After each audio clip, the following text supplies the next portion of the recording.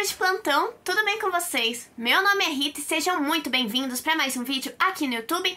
E hoje a gente vai falar de uma obra que é sensacional. Eu não sei como eu vou conseguir palavras para descrevê-la, mas eu tô gravando uma resenha em vídeo, então eu vou ter que achar em algum lugar, né? Roda a vinheta que hoje eu vou falar de Serena, O Escurecer Antes do Alvorecer. Nome bonito, né? Filosófico.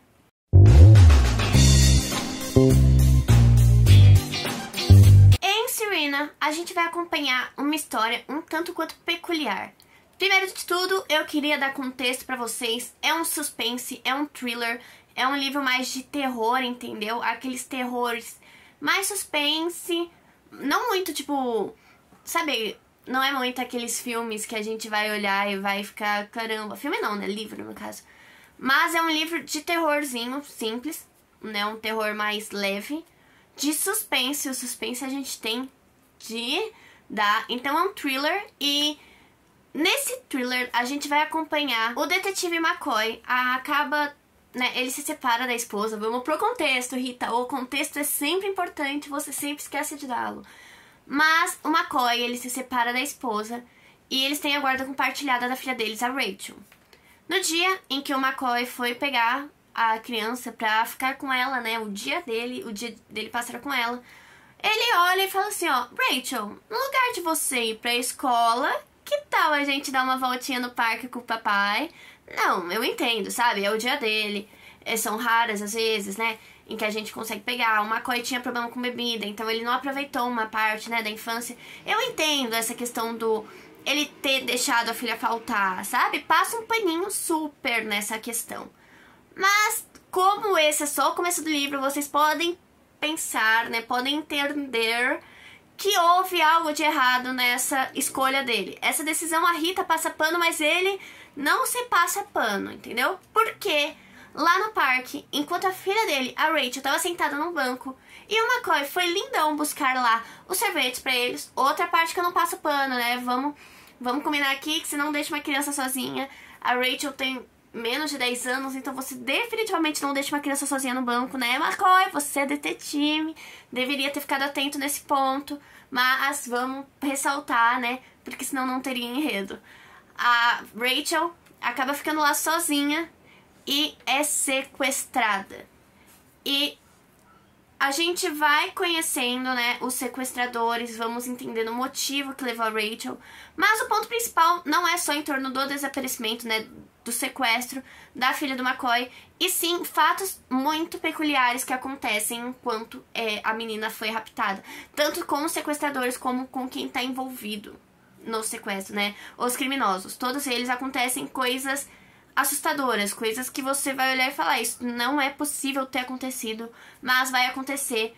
E a gente vai tentar entender, vai tentar, né, a gente vai conhecendo os criminosos. Eu gostei muito disso, mas eu comento na frente, agora é só um resumo, um contexto.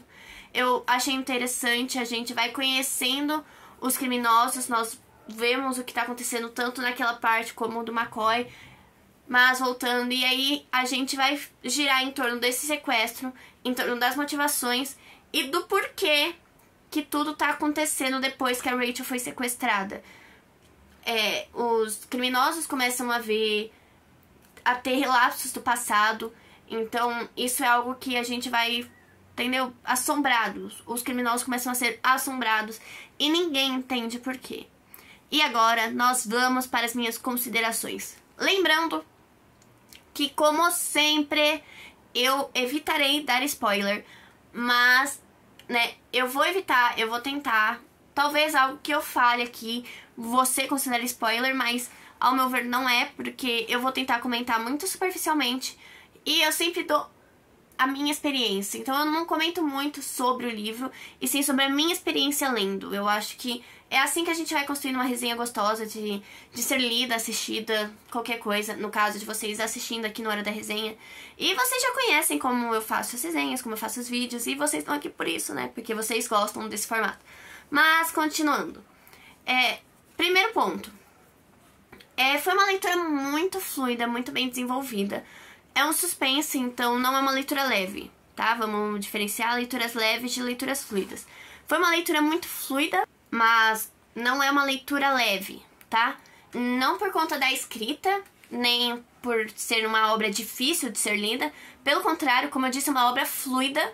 No entanto, não é uma obra leve, até por ser um suspense, um thriller, onde as pessoas vão ser assombradas não só por seres, mas pelo próprio passado. Então, eu não vejo um gatilho nessa história, eu não acho que é uma história que tenha gatilhos. Se você é sensível a algum tipo de conteúdo, com certeza não vai ser uma obra que vai te perturbar num nível, caramba, o que tá acontecendo. A gente tem mais Memórias de um Passado.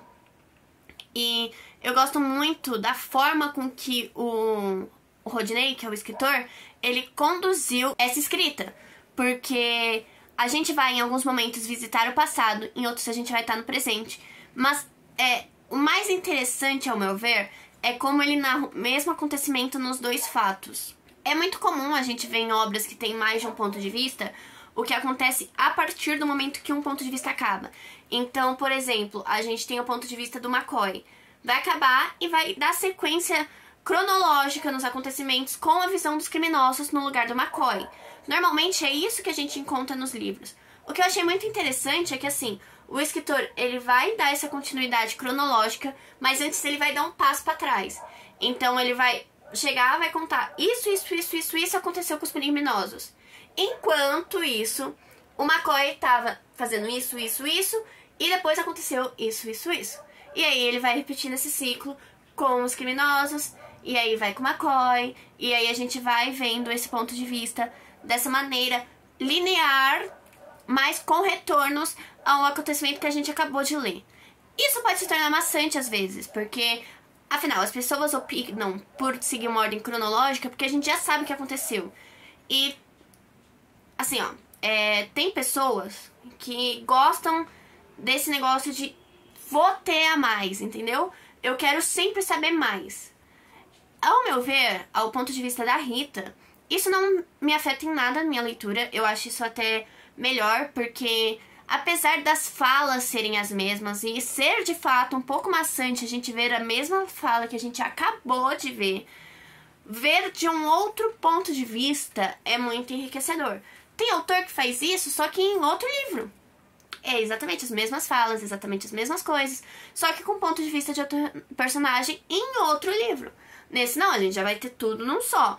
Então, ao meu ver, é algo benéfico. Eu não acho que isso tenha prejudicado a minha leitura de algum modo. Mas o que me prejudicou em certos pontos, vocês sabem que eu gosto de um livro mais fluido, né? Eu gosto quando eu pego, assim, pra ler e vai. Não sou muito fã daqueles livros chatos não, né? Porque a gente não pode falar que um livro é chato. Eu não sou muito fã daqueles livros que usam um linguajar muito formal, que não são tão acessíveis pra qualquer público. Eu leio, eu acho que a gente tem que explorar novos horizontes. Por isso que eu leio. Mas se eu pudesse escolher pra ler um tipo de livro durante toda a minha vida, seria livro com leitura fluida, certo? Eu sinto que em algum momento eu me perdi na história, mas eu acho que eu me voltei, né? Mas continuando, eu gosto quando o livro tem uma leitura fluida. E em alguns pontos, algo que o Rodney fez durante o livro foi colocar aquele pluft, sabe? Eu não lembro o nome da palavra, mas som em forma escrita. E isso não é algo que me agrada. Porque eu sei que é o estilo de escrita e eu sei que muita gente adere a isso, muita gente gosta, mas eu particularmente não gosto. Então, quando eu via isso, eu já ficava, ai caramba, entendeu? Foi algo pontual mesmo. E que eu encontrei ao longo da leitura, mas foi algo muito pontual.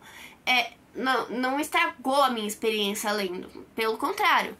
Mas é que eu, Rita, não gosto muito disso.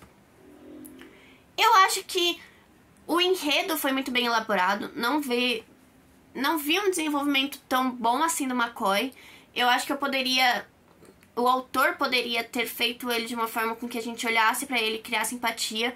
Muitas vezes eu criei mais empatia pelos criminosos, pelos sequestradores, e eu entendi até a motivação da personagem mais vilã de todas ali. Eu entendi a motivação dela, mas o do McCoy, eu sinto que em um momento o Rodney quis dar uma redenção pra ele, quis fazer ele ser bonzinho, porque ele é o bonzinho, né? Ele é o policial, mas eu não vejo isso como algo bom. Eu não acho que tenha de fato me agradado essa questão em específico do McCoy. Em contraponto, os criminosos, que também são personagens principais, né? O personagem principal de fato é a Rachel. Vamos deixar isso claro, a Rachel é o personagem principal, apesar da gente ver o ponto de vista de outras pessoas. Mas... E quando eu digo ponto de vista, eu não digo que eles são narradores, tá? A gente tá narrando como se a gente estivesse vendo um filme. E em algum momento vai aparecer o que tá rolando no McCoy, em algum momento vai acontecer o que vai tá nos criminosos. E aí a gente vai ter feedback dos criminosos e feedback do McCoy também. Então é essa dinâmica de escrita, tá? Ao contrário do McCoy, eu vejo um desenvolvimento muito forte dos personagens criminosos, principalmente do Billy. Ele definitivamente foi meu personagem favorito. Eu acho que foi o mais desenvolvido, sabe? A gente tem, cara, a redenção dele. A forma com que tudo acontece com ele é... Ele rouba a cena. O Billy consegue roubar a cena pra ele. E em muitos momentos eu acho que ele foi o foco, entendeu? Eu vejo a Rachel como uma protagonista, mas o Billy como uma figura super importante e necessária pra história. Então eu acho que, se em certo ponto eu não gostei muito do McCoy, não gostei muito do desenvolvimento dele, o Billy tem meu coração. Eu acho que tudo que tá em torno do Billy é sensacional e eu fiquei fascinada, de verdade, de todo o meu coração. Eu acho que se tivesse uma história só com o passado do Billy, tudo que ele fez, eu ficaria, caramba. Outro ponto principal do livro é que ele é repleto de plot, gente. Pensa no livro que você tá achando que vai no caminho e ele vai pra outro completamente diferente e aí depois vai pra outro, sabe? Tem uma trend no TikTok que é nunca espere, nunca deixem que eles saiam no seu próximo passo. E as pessoas começam a fazer uma coisa que você nunca imaginar. Então, sei lá, ela vai pegar uma garrafinha de água e em vez de beber, ela joga na cabeça, entendeu? E foi essa trend que eu senti lendo o livro. Então foi esse sentimento que eu tive, foi algo muito parecido, eu não tava esperando, e aí foi lá e aconteceu outra coisa e eu fiquei... Calma lá que eu tô aqui ainda. E eu gosto disso, eu gosto como o autor, ele faz a gente ter que prestar atenção no livro. Você não é aquele livro que você vai ler por ler. Até por isso eu não disse que é uma leitura leve, você tem que ler prestando atenção. E eu acho isso sensacional. É uma obra que eu tenho certeza que vai ter a continuação, porque teve um final em aberto. Eu gostaria que na continuação explicassem um pouco mais da relação da Serena, o que é a Serena, né? Porque eu não vou dar spoiler, mas eu queria que me explicassem um pouco mais o que é a Serena, porque eu sinto que ficou uma pontinha solta nesse quesito. Eu acho que faltou uma explicaçãozinha sobre a Serena e a relação dela com a Rachel. E a gente vai ter um livro, um segundo, pelo final do primeiro, né? De acordo com o final do primeiro livro, eu tenho 92% de certeza que vai ter um segundo. Pode não ter? Pode. Mas eu espero que tenha e que essa pontinha solta que sobrou se une. E a gente entenda tudo. Sabe aquele transcender? É o que eu acho que vai acontecer depois que ler o segundo livro, se tiver um segundo livro, né? Mas de modo geral, foi uma leitura muito boa, muito construtiva. Quem quiser, quem gostou, né, quem se interessou, quem quer saber o que é a Serena, por que ela tá no nome do livro, eu não mencionei ela em nenhum momento, ninguém se perguntou isso, né? Mas quem quiser saber, é só acessar o primeiro link na descrição, ou o primeiro ou o segundo, que vai dar pra comprar o livro. E aproveita que você desceu, segue o autor, tá? Eu vou deixar o arroba dele aqui, mas tá com o link na descrição. Aproveitar que a gente tá falando de link, corre pra seguir o Hora da Resenha em todas as redes sociais. Eu sempre tô tentando postar o máximo de conteúdo que eu posso. Tô tentando trazer tudo de novo pra vocês. E eu espero muito que vocês gostem, tá? Eu acho que vocês vão curtir demais o que eu tô preparando. E o mês de maio vai ser da hora aqui pro Hora da Resenha.